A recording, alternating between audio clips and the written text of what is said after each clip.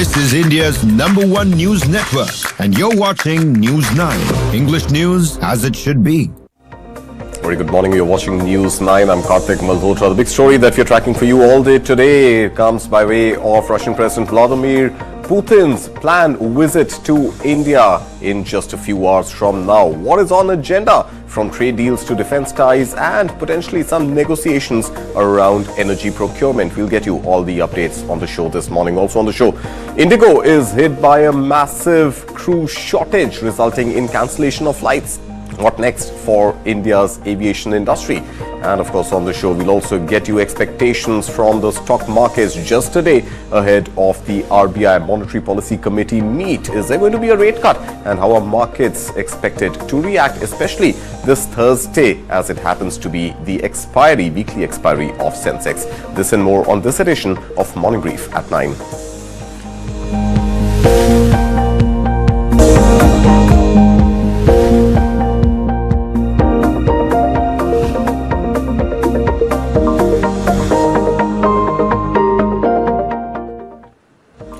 Morning Brief at 9 right here on News 9 this Thursday morning. These are the headlines that we're tracking for you.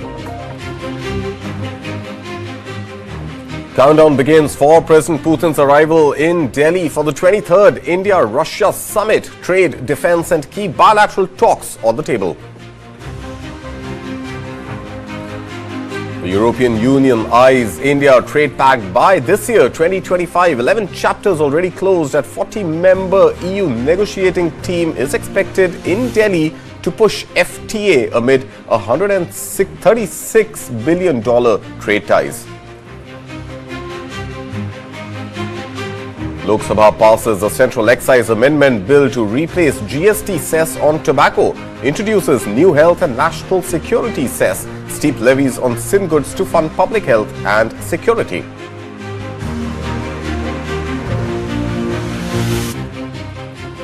The Reserve Bank of India kicks off the crucial MPC meet as markets hope for 25 basis point rate cut, but analysts warn pause likely amid cooling inflation, strong GDP and the rupee under pressure.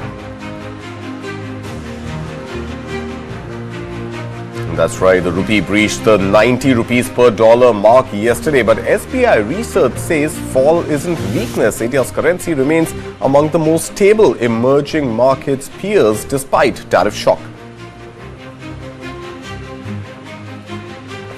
And it's at it again. Gold jumps 670 rupees to 1.32 lakh rupees per 10 grams as global prices rise and rupee hits record low. Silver eases after the 6-day rally. India's smartphone exports to the United States tripled to $1.47 billion in October. Cumulative shipments surged to $10.78 billion this fiscal year despite tariff uncertainties. Indigo faces massive flight disruptions as over 100 services get cancelled. DGCA seeks explanation amid crew shortage, new duty rules and passenger chaos at major airports. Meesho IPO enters day 2 with steady investor interest, priced at 105 to 111 rupees per share with a grey market premium of 47 rupees as bidding remains open till December 5th and listing slated for December 10th. Yes, Tanya.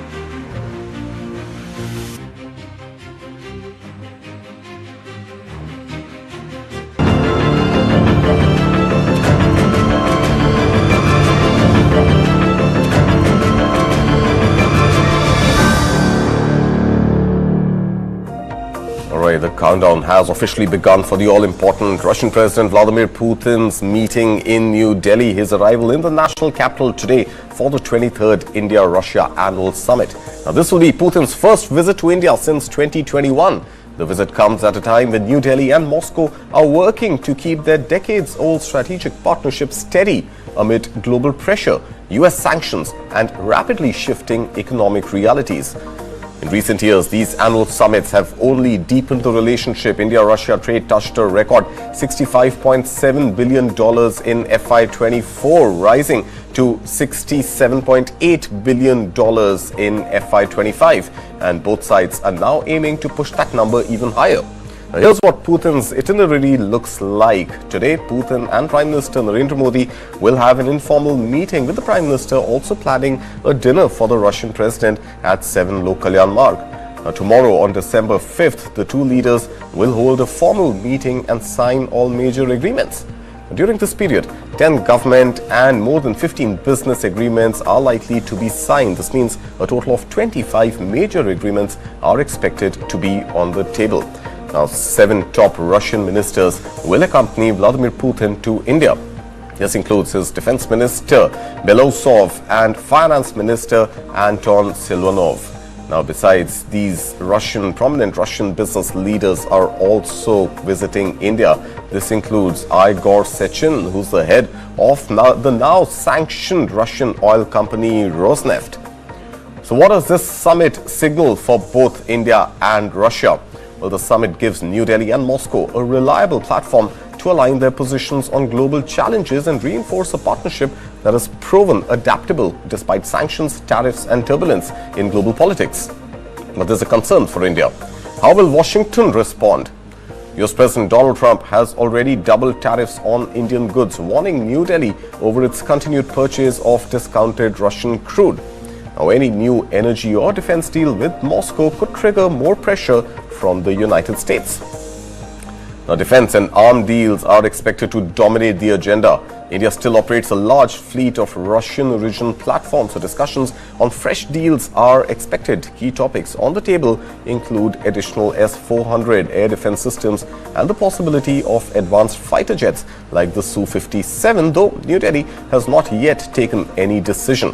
India will also push strongly for joint production and technology transfer in areas such as missiles, submarines and fighter jets.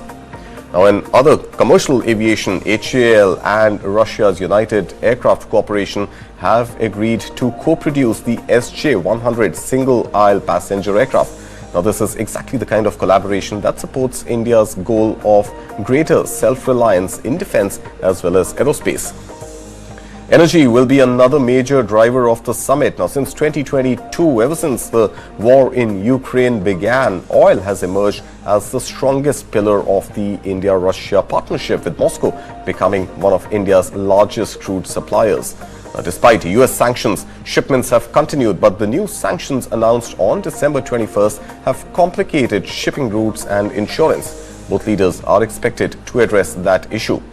Beyond defense and energy, both sides have been working on shipping, agriculture, industrial projects and a potential free trade agreement with the Eurasian Economic Union.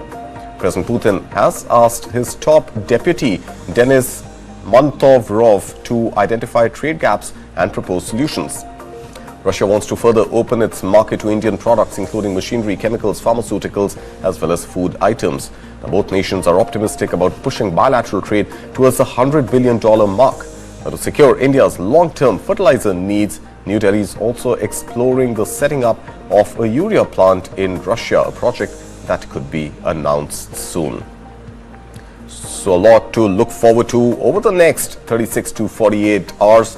And let's get a perspective in from Barnik Chitran Mehta, PE investor and managing partner, Chrysalis Equity. Hi Barnik, thank you so much for your time. A lot to discuss, but to begin with, let's narrow it down to India's key demands. What does India want from Russia? Because we know discounted Russian oil is not a reality anymore, and sanctions on Lukoil and Rosneft complicate India's energy procurement. Does India need Russian oil? Because it's not cheap anymore as much as it did maybe from 2022 to 2024. So India doesn't need Russian oil anymore because it's significantly cheaper. In fact, the price gap between the global crude and Russian crude is now barely $4 or $5, which gets further complicated with the sanctions and the insurance and the complex logistics routes. But I think more importantly for oil, I think a longer-term partnership between India and Russia just ensures that it contributes to India's energy security. Russia has been a very stable, long-standing partner for the last 75 years. So I think having access to their oil and having ability to access it when there is global oil shocks and oil prices is far more important than buying a lot of this oil today, because a lot of it may not actually be economical today. In fact, New Delhi has done something very intelligent. The Russian imports of oils have actually come down over the past couple of quarters, and India has also started importing US energy. In fact, as per my numbers, around $6 billion of US oil has also been imported by India. So I think there's a balancing game, but I think India will not give up the option to have Russian oil or have access to Russian oil when the economics need it to. And I think for that, I think the agreement on this energy, particularly an oil deal, which we expect to be announced, which will be a longer term supply contract, will get announced tomorrow. And how complicated does the situation of signing any long-term deal with Russia on energy become in the context of sanctions on Lukoil and Rosneft? I think, as I said, given the current sanctions regime, I think if you see, it is becoming harder for India to import economically. See, stepping back, you should note that the biggest use of Russian oil was not so much for Indian domestic usage. It was more for Europe. Yes, for refining the oil and sending it to Europe, right? So I think that is a commercial decision taken by refiners in India. So as long as the refining margins are maintained with the sanctions, I think the refineries in India will continue to do that business. If the margins don't hold with the complications, that business will taper off, as it is beginning to do. When it comes to our energy security, I know it's complicated, but in this environment with reasonably sensible and low crude oil prices, which are below $65, we don't have a high dependence on Russian oil. But say if crude spikes to 75, 80, 90, which happens periodically every 2 or 3 years, then having access to reliable source of oil with all of its complications of sanctions, insurance and logistics is a worthwhile backstop for India to have. Right, and let's move on now from energy to defense, arms sales to India. There are talks about the Su-57, though I don't think there's been any official statement or a commitment from the Indian government or the Indian armed forces yet, especially the Indian Air Force, that Su-57 is a platform that India would want to go for. Now, again, if there were to be any further talks on acquisition of a new platform like the Su-57, what does this mean for US's push to try and sell the F-35s to India? No, I think the US Defense Administration is quite upset with India. I think there were talks in the last 6-8 weeks where the US wanted to make the F-35 fighter jet sale as the centerpiece of its entire agreement with India. I think India's demands or India's requirements for the 5th generation aircraft also entails technology transfer, make in India for spare parts, and access to some of the source code which is needed for customization. This is a request which is often hard to swallow. I think the Americans have rejected it outright. We have to see what the Russians say about it. So I think India has still not made up its mind as to what platform it will buy for its 5th generation aircraft. I think it depends a lot also on the concessions the other party is willing to give and how far India is to move. But as of now, I think the probability of buying F-35s is anyway not that high. I think India is shopping around the world for other options, and the Su-57 may be one of the options, which we will see what will get announced at the end of this visit. I don't expect an announcement of any agreement to buy these aircraft. Maybe a working group to explore the purchase, but I think the Indian defense establishment has their own process and their own system. I think technology transfer is the most important pillar of that. That will take some time to resolve itself. All right, and now let's pivot to what India can sell to Russia, because remember, there's a fairly wide trade deficit that India is dealing with right now. And if you just look at the bilateral trade between Russia and India, we are talking about $68 billion of trade, out of which India's exports to Russia are under $5 billion. So how does India try and make sure that it has something to offer to Russia to buy from India, rather than just India looking at buying energy or defense products? No, I think if you look at a lot of labor-intensive exports we do, whether they be in textiles, whether they be in precious metals, in pharmaceuticals, I think India has a lot to offer to European countries like Russia. I think the challenge in Russia has been that the economy has been reasonably challenged given the situation of war and sanctions. The other big complication of exports is the settlements or the payments, right? Which I think I am looking out for a big announcement on direct connection of Rupee with Mir, which bypasses the SWIFT system. If something like that actually happens, then the entire $60-70 billion of annual trade can get settled directly in rupee, ruble, or using a third-party currency like dirham. If that happens, I think that then eases the ability for a lot of exporters to do business in Russia. But I think the issue has been more to do with Russian economic situation and the difficulty to make payment settlements or accept Russian payments, which has often impeded trade. But in the next 5 to 7 years, as the war in Ukraine will get settled one way or the other, and Russia may get welcomed back into the international fold, some of these barriers will go away and you will see far more vibrant trade relations between India and Russia, even beyond energy or defense. How's that going to work technically if India and Russia were to, let's say, agree to settle trade in domestic currencies? The fact that Russia is still out of the SWIFT payment system, how's India going to settle those procurements that India does from Russia in rubles? So the proposal on the table is to directly connect the Rupee system with the Russian payment system called Mir, completely bypassing SWIFT. So there will be no intermediary like SWIFT, but a direct payment system being connected, which is India's Rupee system with the Russian Mir system, with the possibility of settlement in rupees, ruble, and potentially dirhams as well. So that, I think, will be something which the Americans will not be very happy about, because I think they are very sticky about anyone trying to bypass SWIFT. But the entire design principle of that framework is to bypass SWIFT directly so that the payment settlements can happen with these two systems being connected. So let's watch the space for the announcement on this.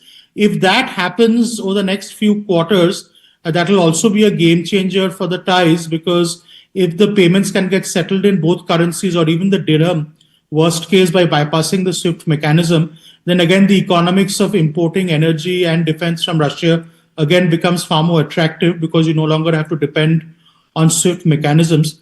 The other important part, which I think is also crucial to trade, is India seeking a mechanism to protect Indian investments in Russia. You mentioned the urea factory.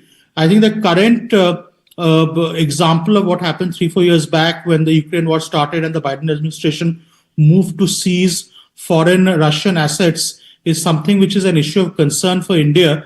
I think so. Let's watch out on if there are any announcements on bilateral investments, particularly a mechanism to safeguard bi-party investments on both sides from US search and seizure. So again, that's something which I would also watch out for. All right, Barnik, a lot to watch out for. And of course, we will keep an eye on these trade talks as well as any developments which are on the table and may likely get signed. But thank you so much for your time this morning. And staying with other stories around Russia, US President Donald Trump says the meeting between his envoy Steve Witkoff and Jared Kushner and Russian President Vladimir Putin in Moscow yesterday were, in his words, reasonably good. But the next steps remain uncertain. Now, speaking from the Oval Office, Trump said Moscow very strongly wants a deal to end the war in Ukraine, but added there's still no clarity on whether negotiations will now move forward. I don't know what the Kremlin's doing. I can tell you that they had a reasonably good meeting with President Putin. We're going to find out. You know, when I was in this office and I talked about no cards, I said, you have no cards. That was the time to settle. I thought that would have been a much better time to settle. But they, in their wisdom, decided not to do that. They have a lot of things against them right now. But you have President Putin had a very good meeting yesterday with Jared Kushner and with Steve Witkoff. What comes out of that meeting, I can't tell you, because it does take two to tango. You know, Ukraine, I think we have something pretty well worked out with them. They're very satisfied, considering. Meanwhile, Ukraine says it is now preparing for its own round of high-stakes talks with US President Donald Trump's negotiating team. President Volodymyr Zelensky's latest statement follows Tuesday's meeting in Moscow between Trump's envoys and Russian President Vladimir Putin. Talks, the Kremlin later confirmed, ended without compromise. A leaked set of 28 US draft peace proposals emerged last week, alarming Ukrainian and European officials who said it bowed to Moscow's main demands on NATO. Now, Russian control of a fifth of Ukraine and restrictions on Ukraine's army. Well, the European Commission has proposed a new mechanism to help finance Ukraine through 2026 and 2027, including borrowing against and using the immobilized Russian central bank assets. Commission President Ursula von der Leyen says the proposal includes safeguards demanded by Belgium and ensures continued European support to Russia from what she called a position of strength. We all know that we can never match the sacrifice of the Ukrainian people, but what we can match is their stamina, their resolve, their staying power, and we can equip them with the means to defend themselves and to lead peace negotiations from a position of strength. And since pressure is the only language the Kremlin responds to, we can also dial it up. We have to increase the costs of war for Putin's aggression, and today's proposal gives us the means to do this. All right, with that, let's slip into a very short break. But coming up on the other side of the break, massive crew crisis at Indigo as flight schedules get disrupted. We'll bring you that story. And also, markets, as expected, have opened flat. This is the day of Sensex weekly expiry and also the day ahead of RBI's Monetary Policy Committee meet on that all-important rate decision, which will be announced in about 25 hours or so from now tomorrow. Well, all these stories and more on the other side of the break. You're watching Morning Brief at 9.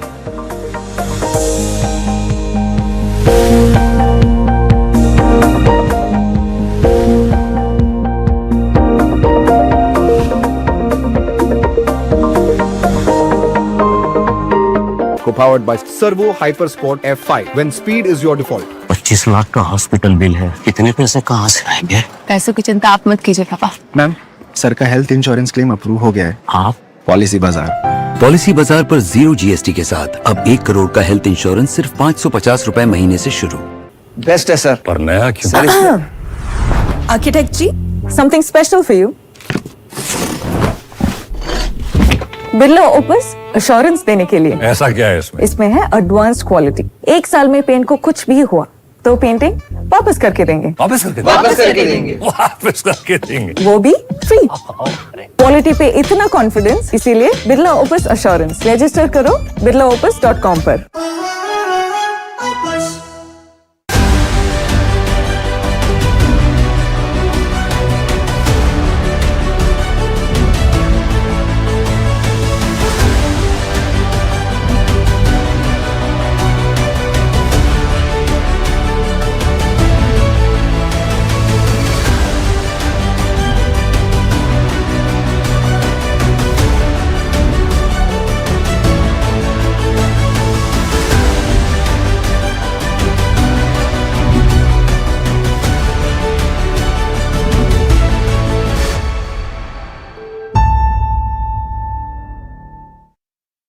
अपनी super power use करने का time आ गया।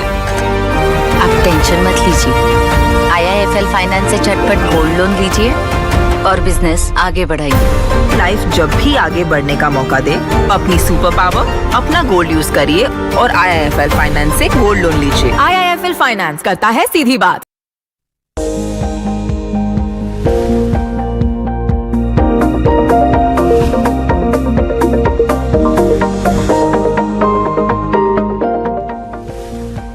Back, you're watching News 9. This is Morning Brief at 9.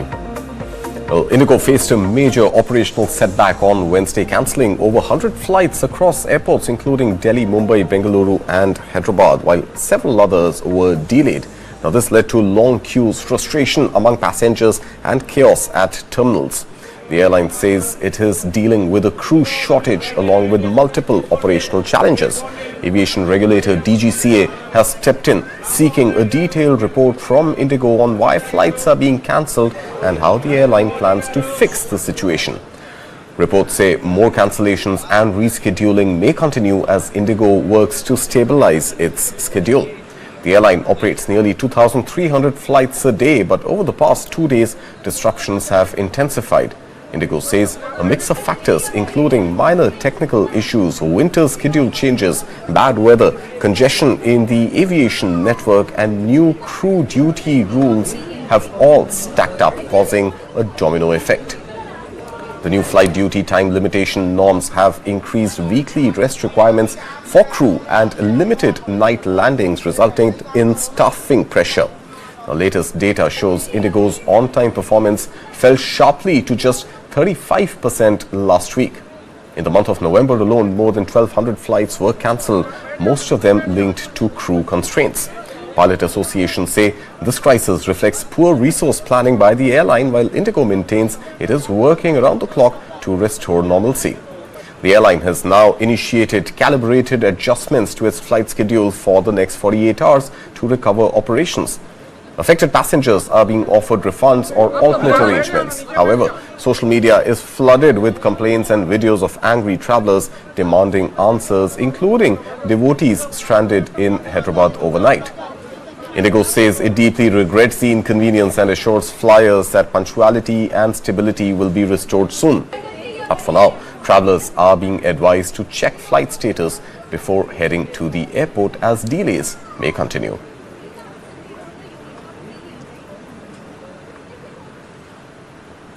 The Lok Sabha has passed the Central Excise Amendment Bill, a key tax reform aimed at reshaping how India taxes the so-called sin goods like tobacco, pan masala and similar products. Now, this comes as the existing GST compensation cess on these goods is set to be phased out. Under the new framework, excise duty will continue to apply on tobacco products, while a separate health and national security cess will be imposed on pan masala and other goods the government may notify. Revenue collected through the excise duty on tobacco will now become part of the divisible tax pool shared with states. Meanwhile, the money collected from the new cess will be set aside specifically for public health programs and national security, while keeping high taxes on harmful products. The bill introduces revised excise slabs for cigarettes, cigars, hookah and chewing tobacco, ranging from about 5,000 rupees to 11,000 rupees per 1,000 sticks, depending on length. It also proposes a 60 to 70% levy on unmanufactured tobacco and a 100% duty on nicotine and inhalation products. All this will be over and above the existing high 40% GST rate already applicable on sin goods. This is not a new law. This is not an additional tax. This is not something which the center is taking away. There was quite a lot of observation made by several honorable members that it is a cess. This is not a cess. This is excise duty. It existed before GST. It's come back to the center because center gave it away at that time for collecting compensation cess. Now it's reverting back to the center. All right, let's pivot now to news from the stock markets. Let's begin with Wall Street. US markets ended higher on Wednesday, even though a pullback in Microsoft shares capped broader gains. Traders weighed fresh economic data and continued to price in expectations of a Federal Reserve rate cut next week. Wall Street's main indexes closed higher on Wednesday, with the Dow adding almost 0.9%, the S&P 500 gaining 0.3%, and the Nasdaq ticking up marginally. The ADP National Employment Report showed U.S. private payrolls unexpectedly declined in November, helping to keep expectations elevated for an interest rate cut by the Federal Reserve next week. But Dean Smith, Chief Strategist and Portfolio Manager at Folio Beyond, believes a rate cut would be a step backwards in the battle against rising prices. There's a pretty broad consensus that conditions in the labor market are softening. The Federal Reserve has turned their attention to that. Personally, I think that's a mistake. I think inflation should continue to be their focus. We're still running around 3%, which is 50% higher than their stated 2% target. And they're probably going to cut anyway. I think with the benefit of hindsight, we're going to look back and say they should have stood pat. Stocks on the move Wednesday included Microsoft, which shed 2.5% after a CNBC report said the tech giant has cut AI software sales quotas after many salespeople at the company missed their targets. Microsoft denied the report. Shares of Marvell Technology jumped almost 8% after the chipmaker said it will buy semiconductor startup Celestial AI in a deal worth $3.25 billion. And shares of American Eagle Outfitters surged 15% after the retailer raised its annual comparable sales forecast, betting on strong demand during the holiday season.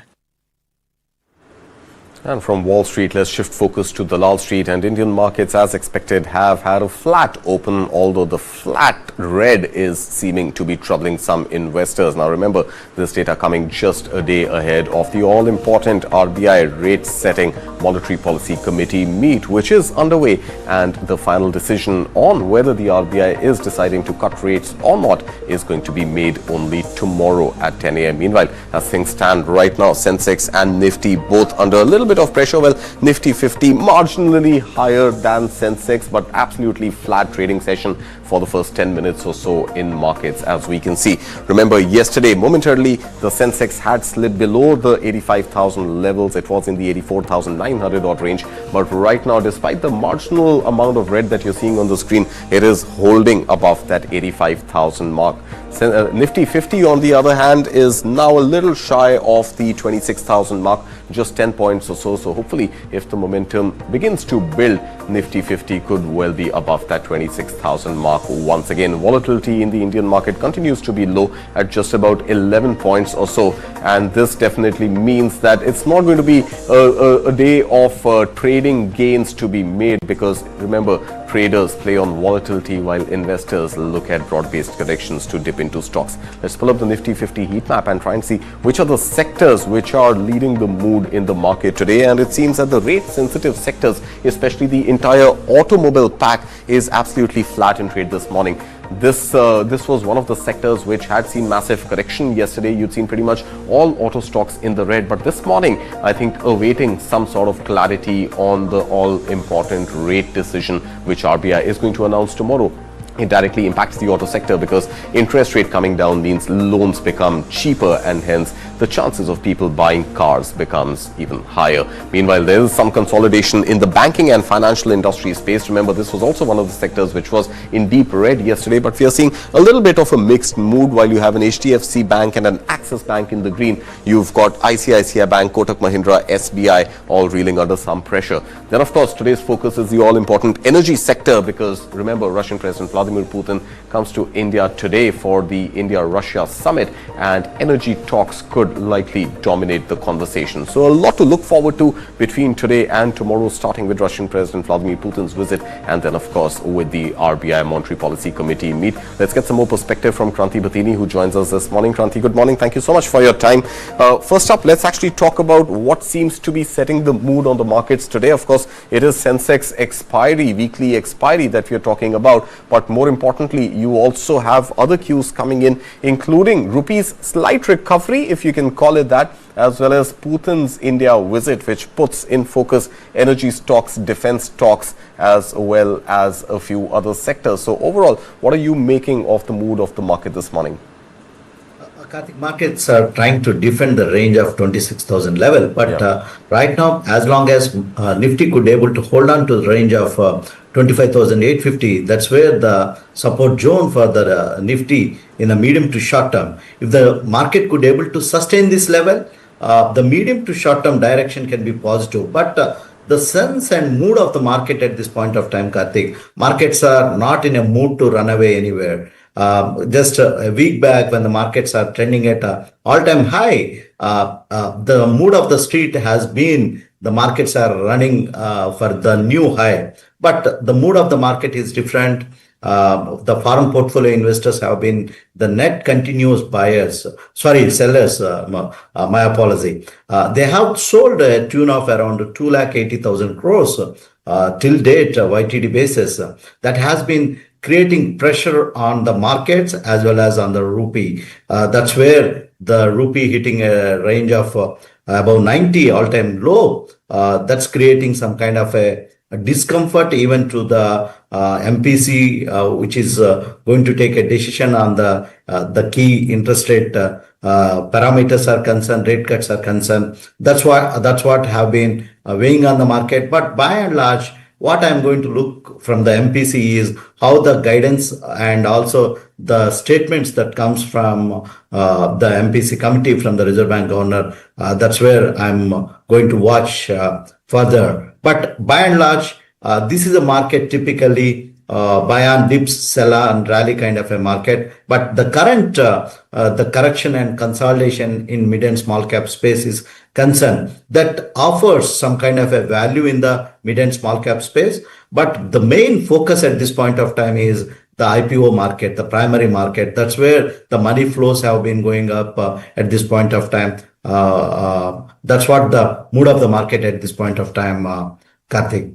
All right. Of course, you mentioned IPO as well as the RBI Monetary Policy Committee meet. Let's take both of them one by one. Let's first stick with the IPO story. Meesho IPO underway. It opened yesterday and is going to be open until tomorrow already, trading at a grey market premium of about 47 rupees per share. Kranti, what is your outlook for IPOs? While it is understandable that IPO momentum is sucking away some volume from retail investors' trades on the market, but IPO story, IPO frenzy in India, a good bet for Indian investors, retail investors at this point?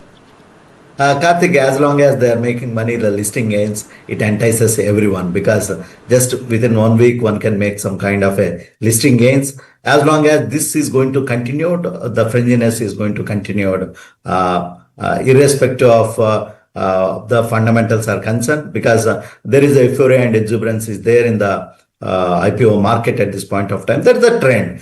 We can't go against to the trend. As long as the trend is going, one is making money. That is better. But one need to know when to pluck the fruit from the tree. When everyone makes listing gains, one need to know the right time to book some profit from the table. That's extremely crucial in IPO investing. Does one know that the fruit is ripe enough to be plucked? Do you wait for a day? Do you wait for a week? How does one figure out that, okay, it's going to go this high and no more? That is the challenge, Karthik. One need to know, look at the things and at the right time. Otherwise, many of the IPOs, what we have witnessed is they have rotten, and many of the IPOs, if you observe, nearly 60 to 70% of the IPOs have been still trading below their listing prices at this point of time. That's where the investors need to be little bit cautious and book some profit from the table and exit those counters. Absolutely. Case in point being Ola Electric, but we'll leave that discussion for another day. Kranti, you also spoke about RBI's Monetary Policy Committee and the all-important rate decision, which is going to come in tomorrow in about 24 hours or so from now. Now, there are some voices which are saying that perhaps the Indian economy right now could be a little overheated. Now, you remember Q2 GDP growth came in at 8.2%, but inflation has been absolutely low at just about 0.25% or so. So technically, looking at inflation, there is no need for RBI to cut rates. Even looking at the growth figures, there isn't really any external spurt that may be required to prop up the economy. So right now, do you think those concerns of the economy overheating are valid, and hence perhaps the RBI would be better off keeping rates steady? RBI have a good time to buying the time at this point of time. They can still have time to wait for some point of time, because there are no concerns for the growth. The 8.2% growth figure is fabulous. But at the same point of time, the inflation has been within the range and of the comfort range of RBI. At a lower level. That gives RBI some more headroom to take any kind of a policy measures. But the lingering impact in between is the depreciating currency. If they act on that, that can further raise any concerns with respect to the inflation is concerned. So RBI can have the time to wait and watch mode. That's what we can sense. But there is a consensus view in the street that 25 basis points can be there but everybody crosses their fingers how things are going to pan out tomorrow.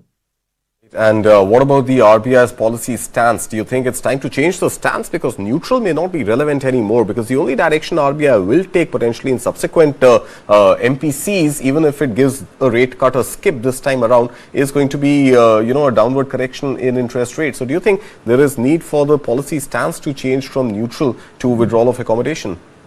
Yeah, Karthik, that's where the statements from the MPC committee and the RBI governor is crucial. Yeah. What is their stance, as this is just a pause or a prolonged thing with respect to the cutting the interest rates are concerned, how the stance, they are accommodative. The stance is extremely crucial, but the RBI is concerned with respect to the growth as well as inflation is concerned. It is a double-edged sword.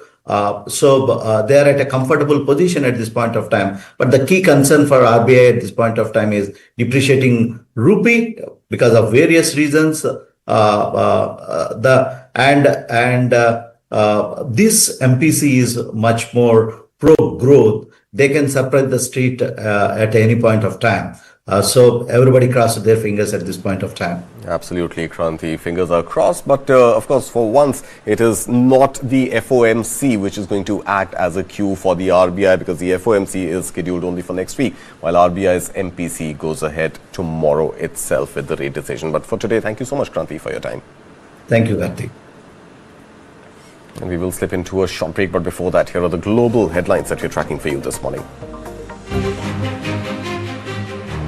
US President Donald Trump says Russian President Vladimir Putin is looking for a way out of the Ukraine war, even as Kremlin rejects key pacts of Washington's peace plan. President Donald Trump unveils major reset in Biden-era fuel economy standards, arguing it will make US cars cheaper, even as critics warn of higher fuel costs and greater climate risks. The White House renames U.S. Institute of Peace after President Donald Trump, despite an ongoing fight over the institute's control.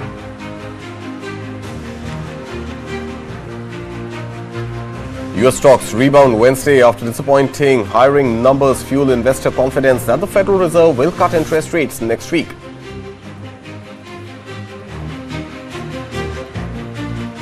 Donald Trump's nominee to lead NASA, Jared Isaacman, tells senators that returning Americans to the moon ahead of China will be his top priority as space rivalry intensifies.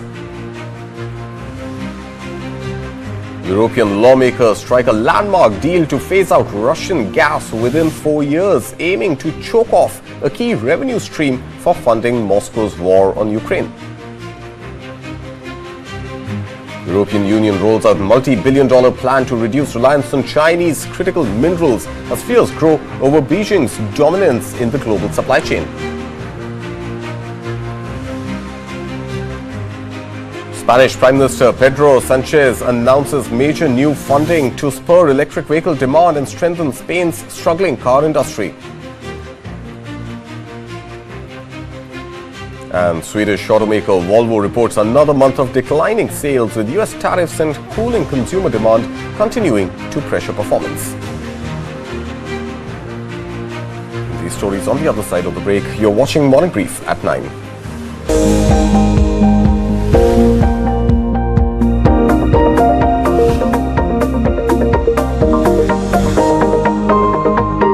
यार सोच रहा हूँ policy बाजार से term life insurance ले लेता हूँ, ताकि मेरे बाद फैमिली को पैसों की कमी ना।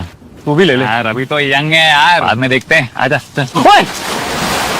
पॉलिसी बाजार पर 0 GST के साथ अब 1 करोड़ का टर्म लाइफ इंश्योरेंस सिर्फ 400 रुपए महीने से शुरू। A resurgent India is racing towards the Viksit Bharat goal, braving global economic headwinds. Bulletproofing our economy from these uncertainties are Bharat's homegrown businesses.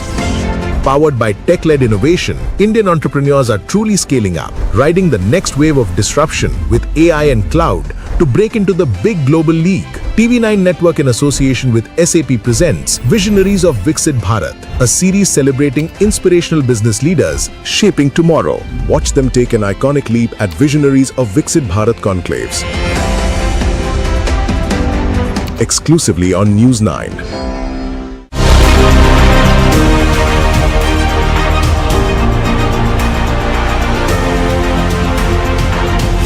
Eastern India's first Business and Economy Literature Fest 2025 on 20th and 21st December at Taj Tal Kutir, Kolkata. EIILM Kolkata presents a Business and Economy Literature Fest 2025. Curation and ideation partner Story Nest.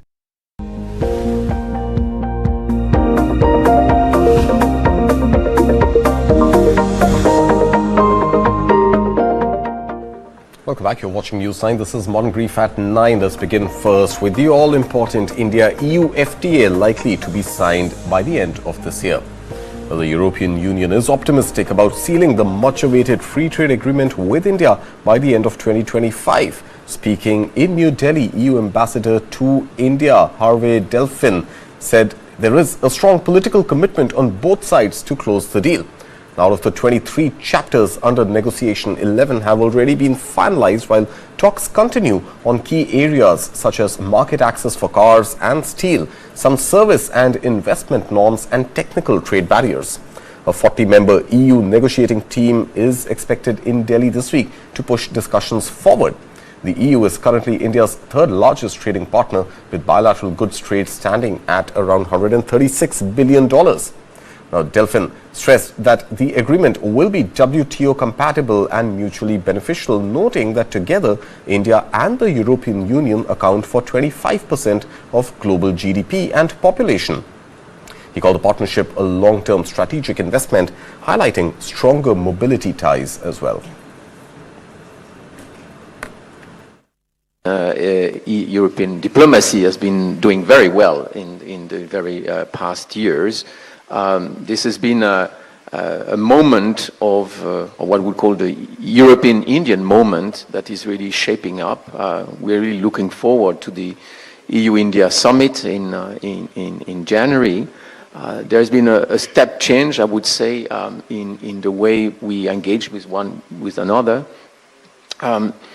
This is the result of a mix of circumstances, strategic compulsion in seeing each other as complementary, offering each other's opportunities, offering each other's scale, offering each other's predictability, and offering each other's, I would say, a sense of a long-term engagement. And in other bilateral developments, the Trump administration has paused all immigration applications, including green cards and citizenship, from 19 countries outside Europe, calling the move necessary for national security and public safety. Now, this comes due to rise in recent domestic crimes suspected to be committed by immigrants, including the deadly attack on U.S. National Guard members in Washington last week. Their country stinks, and we don't want them in our country. U.S. President Donald Trump launched a tirade against Somali immigrants on Tuesday as the White House hit pause on all immigration applications for people from Somalia and 18 other non-European countries, citing national security and public safety concerns. The official memorandum outlining the new policy points to recent crimes suspected to be committed by immigrants, including the deadly attack on U.S. National Guard members in Washington last week. An Afghan man was arrested as a suspect, and Afghanistan is also on the list. Though all 19 countries targeted were already subjected to a partial travel ban in June. Since returning to office in January, Trump has aggressively prioritized immigration enforcement in moves that have prompted protests across the country. He has sent federal agents to major U.S. cities and turned away asylum seekers at the U.S.-Mexico border. His administration has frequently highlighted its push to deport illegal immigrants, but now the spotlight is on efforts to reshape legal immigration. Trump promised a flurry of restrictions after the National Guard attack. It was a crime against our entire nation. It suggests an increased focus on legal immigration framed around protecting national security and casting blame on former President Joe Biden for his policies. Flown in by the Biden administration. Most of the countries targeted were slapped with severe immigration restrictions in June, including Afghanistan, Chad, the Republic of the Congo, Equatorial Guinea, Eritrea, Haiti, Iran, Libya, Myanmar, Somalia, Sudan, and Yemen, while Burundi, Cuba, Laos, Sierra Leone, Togo, Turkmenistan, and Venezuela were subjected to partial restrictions. The new policy places a hold on pending applications, including green card and U.S. citizenship processing. It also orders all immigrants from the list of countries to be re-reviewed, which involves, quote, a potential interview and, if necessary, a re-interview to fully assess all national security and public safety threats. Billionaire American pilot and private astronaut Jared Isaacman, President Donald Trump's nominee to lead the U.S. space agency NASA, faced a second round of Senate questioning on Wednesday, outlining a plan to return humans to moon before China. Take a look.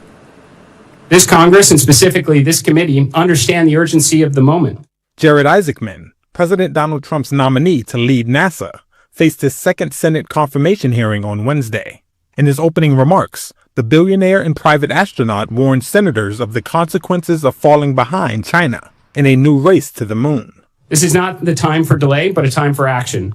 Because if we fall behind, if we make a mistake, we may never catch up, and the consequences could shift the balance of power here on Earth. Republican Senator Ted Cruz, the chair of the Senate Commerce Committee that oversees NASA, sought assurances from Isaacman that he would prioritize returning astronauts to the moon. We cannot lose the moon and lose the race to the moon to China.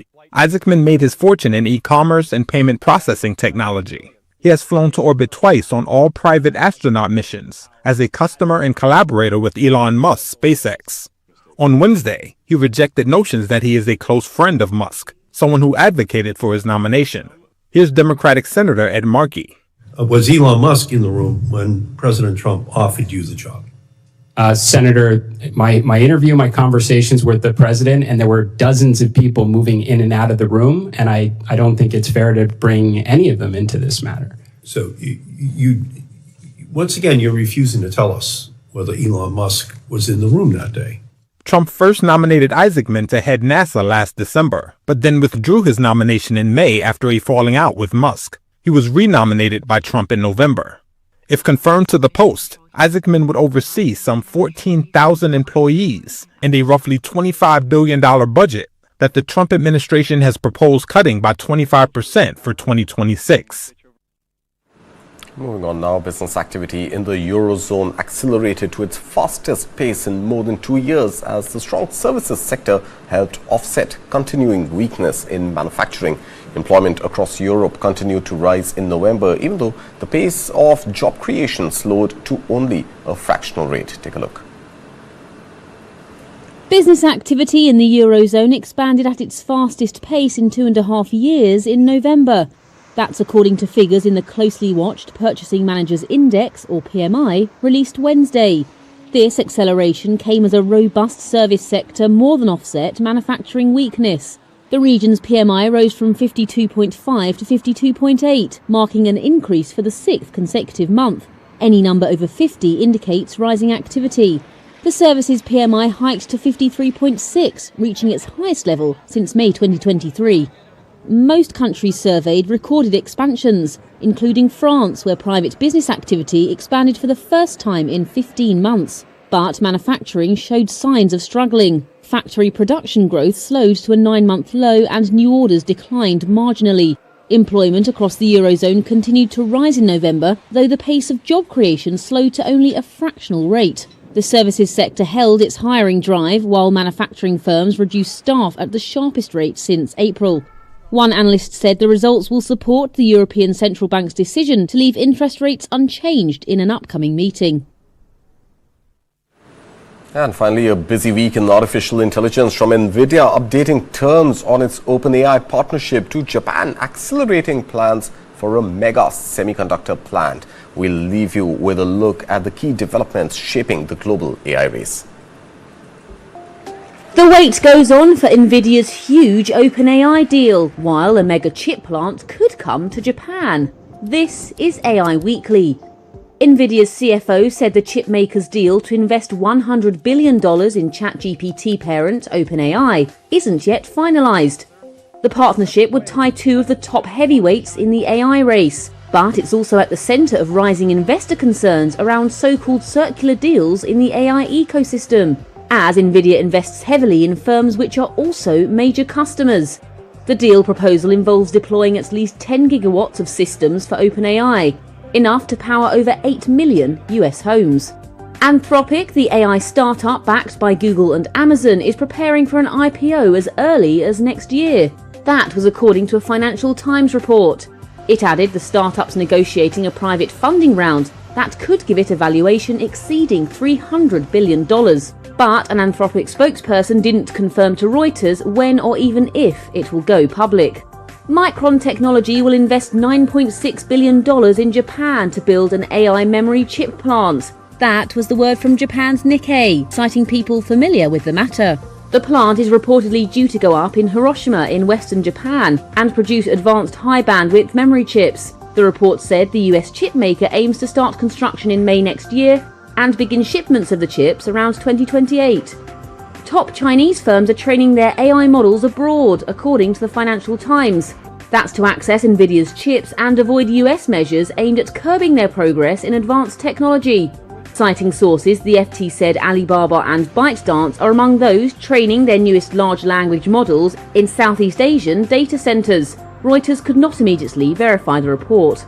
And Taiwan's tech-heavy economy is expected to grow at its fastest pace in 15 years as it rides the wave of demand for AI technology. That's according to the country's statistics office. It said GDP is expected to expand more than 7.3% this year, a jump from the near 4.5% pace predicted in August. However, it added US tariffs are likely to cloud next year's outlook.